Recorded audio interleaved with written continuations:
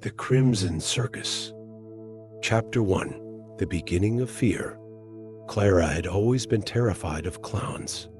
Their grotesque, exaggerated smiles and hollow eyes haunted her nightmares from a young age. It all started with a childhood birthday party, where a seemingly harmless clown had cornered her in the kitchen, his painted grin wide and menacing.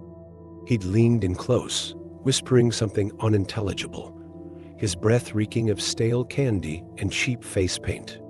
Clara never understood the words, but the malevolence in his eyes was unmistakable.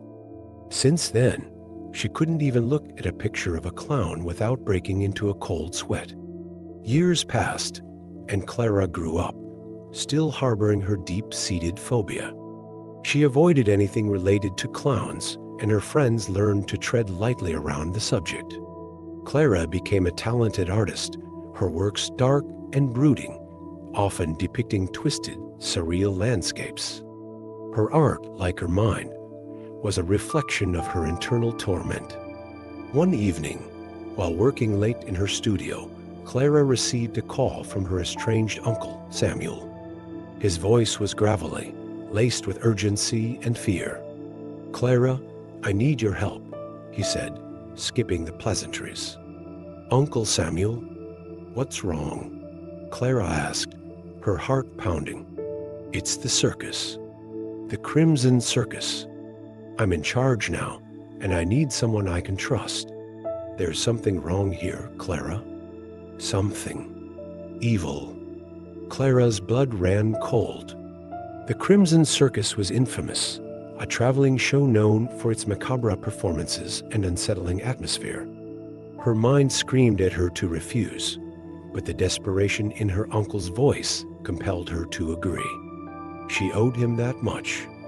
"I'll come," she said, the words tasting like ash in her mouth. Chapter 2. The Arrival. The next day, Clara packed her bags and caught a train to the town where the Crimson Circus was set up. The journey was long and uneventful, giving her too much time to ruminate on her decision. The landscape blurred past, and she felt like she was entering another world, a darker, more sinister realm. As the train pulled into the station, Clara saw the circus in the distance. Its large red and white striped tents loomed like monstrous sentinels against the twilight sky. The air was thick with the smell of popcorn and cotton candy, tinged with something metallic and foul. A gaunt man in a top hat and tails met her at the station. His skin was pale, almost translucent, and his eyes were dark pits. "Miss Clara, I presume?" he asked with a smile that didn't reach his eyes. "Yes," she replied, her voice trembling. "I'm Barnaby, the ringmaster. Welcome to the Crimson Circus. Your uncle is waiting for you." Clara followed Barnaby through the maze of tents and wagons.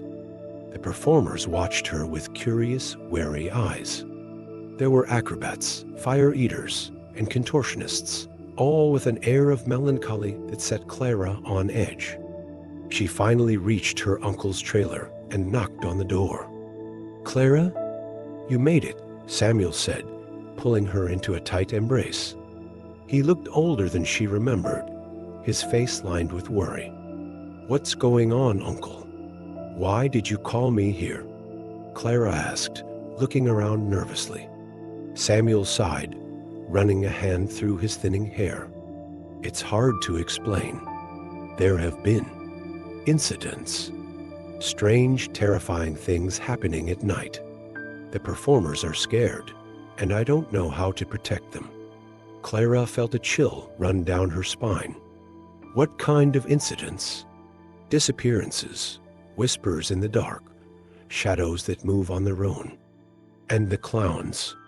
They're not normal, Clara. There's something wrong with them." The word clown sent a jolt of terror through Clara. She took a deep breath, trying to steady herself. "What do you want me to do?" "Just stay with us for a while. Observe. See if you can figure out what's happening. You're artistic. I might catch something we've missed." Clara nodded, though every instinct told her to run. She couldn't abandon her uncle in his time of need, no matter how terrified she was. Chapter 3. The Clowns. That night, Clara wandered through the circus grounds, sketchbook in hand. She tried to capture the eerie beauty of the place, but her drawings came out darker than she intended. The twisted shapes of the tents and the flickering shadows seemed to warp under her pencil, taking on a life of their own. As she walked, she felt eyes on her, watching from the darkness. She turned, her heart pounding, but saw nothing. The sense of unease grew stronger, and she quickened her pace. Near the edge of the circus grounds, she stumbled upon a group of clowns gathered around a fire. Their faces were painted in grotesque masks of joy, but their eyes were cold and empty. Clara's breath hitched, and she tried to back away quietly, but one of them spotted her. "Hey there, pretty lady," he called, his voice a raspy whisper. "Come join us." Clara froze, her fear paralyzing her.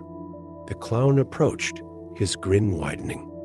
"Don't be scared. We don't bite. Much." The others laughed, a sound that sent shivers down Clara's spine. She forced herself to move, backing away slowly. I'm just looking for my uncle," she stammered. "Oh, he's around," the clown said, his eyes glinting in the firelight. "But be careful, little girl. The circus has a way of changing people."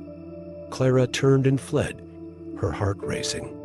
She didn't stop until she was back in her uncle's trailer, locking the door behind her. Samuel was waiting, his face grim. "Did you see them?" he asked quietly. Clara nodded, her hands trembling. "There. Wrong uncle. There's something very wrong with them."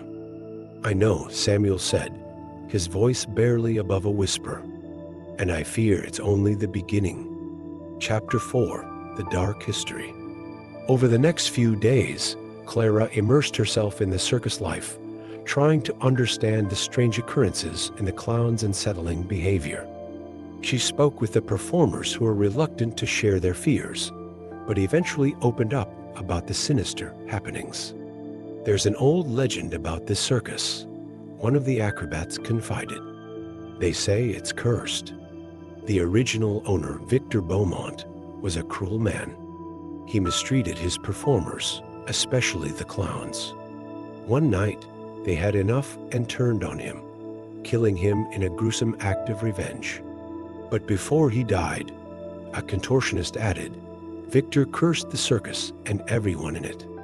His spirit never left, and now he haunts the clowns, driving them mad." Clara listened, horrified but fascinated. She spent hours in the circus library, poring over old records and photographs. She found a faded, yellowing journal that belonged to Victor Beaumont. Its pages were filled with disturbing drawings and cryptic writings. "The fools think they can defy me," one entry read, "but my spirit will live on. I will possess them, control them, and they will become my puppets." Clara shuddered, feeling a cold presence behind her. She turned, but no one was there. The air seemed to thicken, and she felt an invisible hand brush her shoulder. "Leave this place," a voice whispered in her ear, "before it consumes you too." Chapter 5. The Descent. Despite the warnings, Clara stayed, determined to uncover the truth. She began having vivid nightmares, filled with grotesque clowns and dark, twisting corridors. Each morning, she woke up drenched in sweat, the sense of dread growing stronger.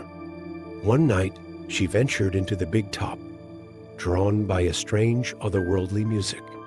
The tent was empty, the silence oppressive. She walked down the aisle, her footsteps echoing on the wooden boards. At the center of the ring stood a single clown, his back turned to her. He wore a tattered, blood-stained costume, and his head hung low. Clara's heart pounded as she approached. "Who are you?" she asked, her voice barely a whisper. The clown turned slowly, revealing a face twisted in agony. His eyes were hollow, and his mouth was sewn shut.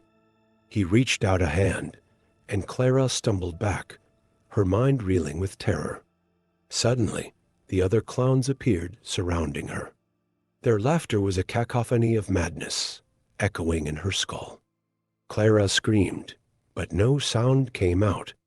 The ringmaster, Barnaby, stepped forward, his eyes gleaming with malevolence. "Welcome to the Crimson Circus, Clara," he said, his voice dripping with malice. "You can't leave now. You're one of us." Clara's vision blurred, and she felt herself slipping into darkness. The last thing she saw was the sewn-shut mouth of the clown, mouthing a silent scream. Chapter 6: The Revelation. Clara woke up in her uncle's trailer, her head throbbing. Samuel sat beside her, his face pale and drawn. "Clara, what happened?" he asked, his voice trembling. She tried to explain, but the memories were hazy, like a half-remembered dream. The clowns. They were everywhere. "Barnaby," he said, "I couldn't leave." Samuel's face darkened. "Barnaby has been acting strange ever since he took over. I think he's part of whatever is happening here." Clara's fear turned to resolve. "We need to find a way to stop this, to break the curse." Together, they delved deeper into the circus's dark history. They discovered that Victor Beaumont had dabbled in the occult, using forbidden rituals to bind his soul to the circus. His death had only strengthened the curse, trapping the souls of the clowns and turning them into his eternal servants. "We have to destroy his journal," Samuel said. "It's the key to his power." Clara agreed, though the thought of facing the clowns again filled her with dread. They waited until nightfall, when the circus was at its most vulnerable. Armed with torches and the knowledge they'd gleaned, they made their way to the library. Chapter 7: The Final Confrontation. The library was eerily quiet, the air thick with tension. Clara found the journal, its pages whispering dark secrets. As they prepared to burn it, the clowns appeared, their faces twisted in fury. Barnaby led them, his eyes glowing with unholy light. "You can't destroy it," he hissed. "Victor's power is eternal." Clara and Samuel stood their ground, torches raised. "We'll see about that," Clara said, her voice steady despite her fear. The clowns advanced, and the air grew colder. Clara could see their breath, misty and spectral. She focused on the journal, chanting the words they had found in Beaumont's notes. The clowns shrieked, their forms flickering like candle flames in the wind. Barnaby lunged at them, but Samuel blocked his path. "Go, Clara. Finish it." With trembling hands, Clara threw the journal into the fire. The flames roared to life, consuming the ancient pages. The clowns screamed, their bodies writhing in agony. Barnaby fell to his knees, his eyes wide with disbelief. "No," he cried. "You can't." His words were cut off as his body disintegrated into ash. The other clowns followed, their forms dissolving into the air. The library shuddered, and the oppressive weight lifted, leaving a hollow silence. Chapter 8: The Aftermath. The next morning, the circus was transformed. The sinister atmosphere was gone, replaced by a sense of peace. The performers, freed from the curse, were joyful but exhausted. They thanked Clara and Samuel, their gratitude palpable. Clara felt a sense of closure, but the memories of her ordeal would never truly leave her. She and Samuel decided to leave the circus, letting the performers rebuild their lives without the shadow of Victor Beaumont. As they boarded the train, Clara looked back one last time. The circus tents, once menacing, now seemed almost benign. She knew she would never forget the horrors she had faced, but she also knew she had conquered her greatest fear. "Are you okay?"